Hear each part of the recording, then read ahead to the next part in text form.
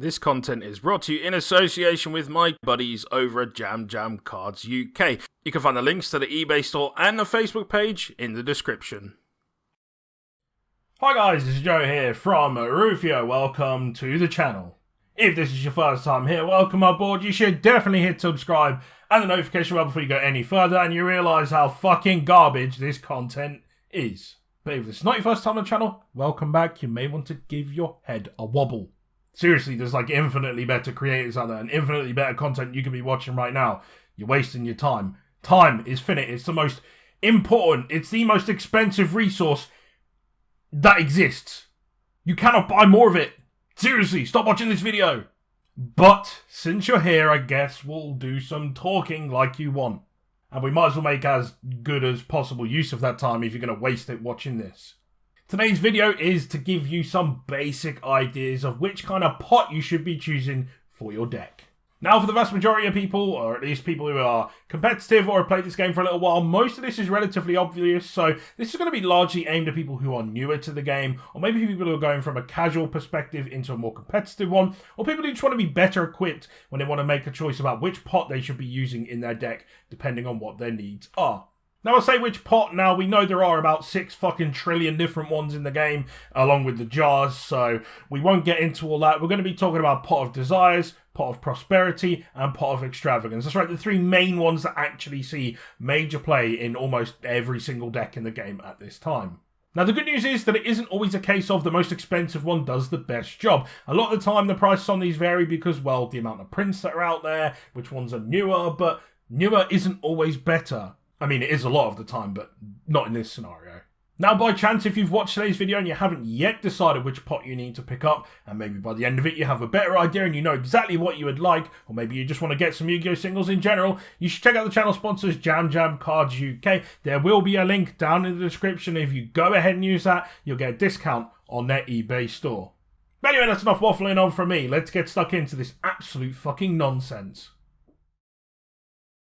So the first thing we're going to do is take a quick rundown of the pros and cons of each. Of course, there are plenty of caveats along the way, so don't piss and moan when you hear things that you go, but there's a caveat to that. Something's different about it. You didn't take this into consideration. Well, maybe I damn well did, and you should watch the rest of the video, and you'll see when we get there.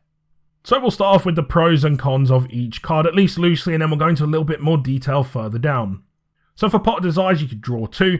There's no real restrictions, and deck thinning by 10 is a bit of a grey area. Of course, the cons to that is that there's a potential to banish key components from the deck. For Pot of Extravagance, you can draw 1 or 2, which is entirely up to you which of these it is, but it must be activated at the start of main phase 1. The random extra deck banishes can be kind of harmful, and you can't draw cards after with card effects, but you can still add. And then finally we have Pot of Prosperity, which allows you to choose a card either out of 3 or 6. You can put bricks further down the deck. However, you do have the caveats, of course, that your damage is half as your opponent. It reveals information about what cards you have in your deck. It also reveals which card you've added.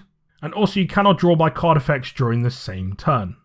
So let's do a brief head-to-head here. So for Desires, you draw 2. For Extrav, you draw 1 or 2. And for Prosperity, you pick 1 out of 3 or 6.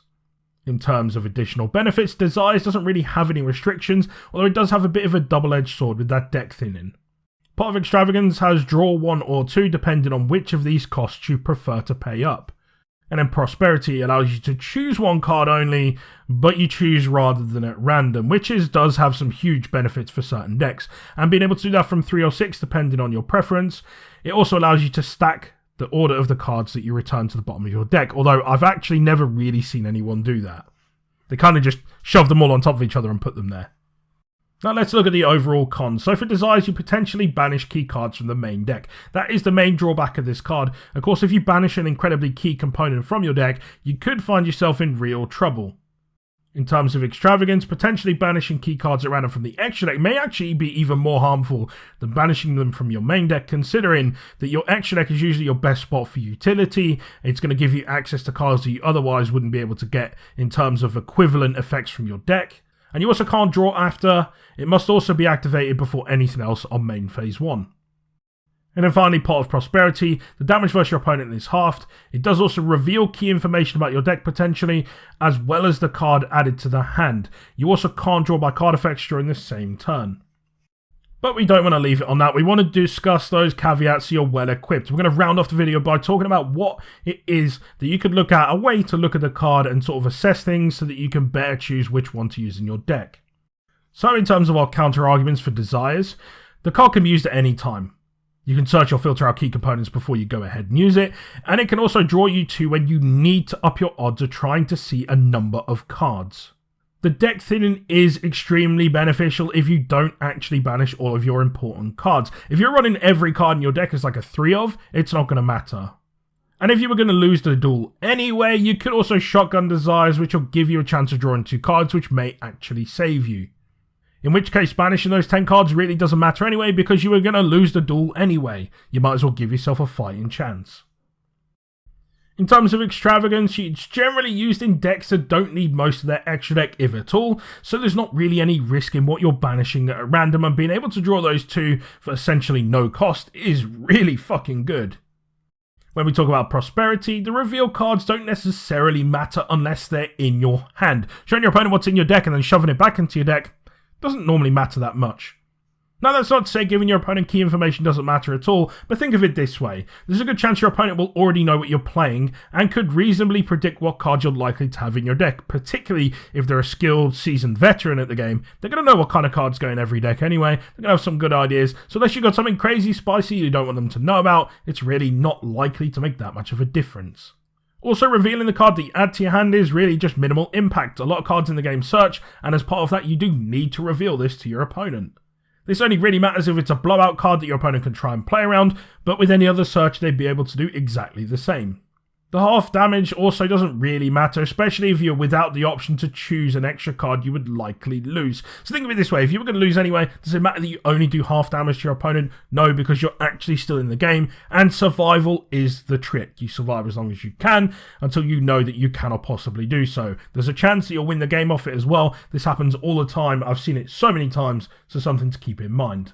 There's also the fact that if you see Prosperity during turn 1, it doesn't really matter because there's no battle anyway. Only really matters if you play burn, in which case, you're kinda on your own. Going back to desires, it is good in basically any deck that just needs additional draw power, especially for decks that have a lot of 3-ofs, lots of extenders such as combo decks, or decks that run a lot of hand traps where drawing 2 after you've finished your turn actions can actually be enough to win the game. Think of it this way, you set up that crazy board, you got 1 or 2 traps so you know your opponent's not likely to play through, you got like 3 interrupts on the board, and then you draw 2 and you draw another couple of hand traps. Your opponent's 6-card hand, going second against you, unlikely to be able to deal with that. There is also the fringe benefit, of course, of thinning the deck. By using desires, you are in a 40-card deck, reducing your deck size by around 25%, of course. That kind of changes depending where in the duel you're using it. If you're using it turn 1, it's actually slightly different to that because you've already drawn your hand, but you get the point. This does actually give a significant boost to seeing the remaining cards in your deck, as long as you don't banish them. Which again, if you're using a deck that has lots of 3-ofs, it's unlikely that you banish all 3. It does happen though, it absolutely sucks, but it does happen. Extra's a really good option in place of desires in a deck that kind of meets one of these 2 main criteria that I've kind of put down here. That's an extra deck that doesn't really matter, or a deck where the main deck really does. If you're playing a deck which has a single card as a win condition, we've seen plenty of decks with like boss monsters and things that you need to see, then it may be risky to banish 10 cards because if you get rid of it, you kind of just lose on the spot. And that means, of course, that you're going to hamstring your ability to even continue to play the game, probably completely.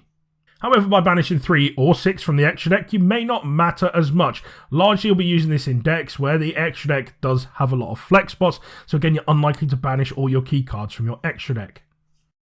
And then for our final section of counter-arguments, we're back to Pot of Prosperity. Now, Pot of Prosperity is best in decks that fall somewhere in between these previous 2 that we've just talked about. Decks that can afford to lose some extra deck cards in exchange for seeing a key combo piece, a starter, a blowout card, or whatever. Being able to choose this particular card from 3 or 6 rather than just drawing 2 at random, especially when you've already drawn your starting hand, is great. It also doesn't restrict you from being able to add to your hand other than by drawing, and it doesn't need to be a main phase 1, so theoretically you could activate this after battle. The half damage won't matter, of course, in that case, and then you get to add anyway. It also means you'll be able to thin your deck a little bit by searching first, and then be able to activate this, further increasing your chances of seeing a key piece. Now hopefully all of these arguments, counterpoints, cons, pros, all of that goodness is going to help you make an educated decision about which card you should be trying out in your deck. Of course you can go between them and try them all out, particularly if you're using like simulators and things like that. It really doesn't matter. It'll just give you some ideas of what you could do, but hopefully this leaves you a little bit better equipped to go and attack this. And that, my amigos, is all for today's video. Hopefully, by virtue of the fact that you made it this far into the video, you've enjoyed it enough to hit subscribe, or at least hated it enough that you couldn't possibly look away. Whichever one of those categories you fall into, thank you very much for making it this far. You're one of the few who does. Hopefully you feel like this video has benefited you in some way. If nothing else, to just waste some time because, you know, we have an abundance of that going around. But if it has, it'd be great to see you on future videos. Now, it is worth noting that this isn't the only kind of content that we do. We do how to play videos, we do combo tutorials, deck profiles, live matches, all of that good nonsense that you like to spend your time watching.